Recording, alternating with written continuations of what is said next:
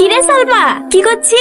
এই ক্যাথাটা একটু ছিঁড়ে গেছিল তো সেলাই করছি। বসো খালা। তোর মা কোথায়? ভাই বোন গেলি ডাক্তার বাড়ি গেছে। দিল্লি যাওয়ার কথা তোর মাকে বলেছি? হ্যাঁ খালা বলেছি।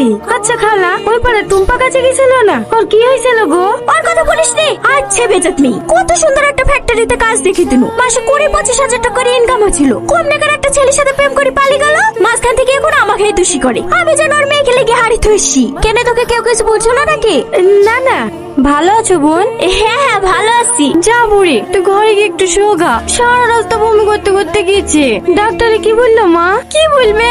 যে ডাক্তারের কাছে নিয়ে যাচ্ছে সেই ডাক্তারই বলছে 3 মাসের মধ্যে অপারেশন করতে হবে। এই ডাক্তার অপারেশন করতে কত টাকা লাগবে বললো? 2 লাখ টাকা। এত টাকা আমি এখন কোথায় পাবো বলো বোন? খাসের জায়গায় বাস করি, জায়গাটা বিক্রি করতে যে মেয়েটুককে বাঁচাবো সেই সামর্থ্যটুকু না। কাঁদো না বোন, সালমাকে আমার সাথে পাঠিয়ে দাও। 3-4 মাস দিল্লিতে কাজ করলে 1-8 লাখ টাকা ইনকাম হয়ে যাবে।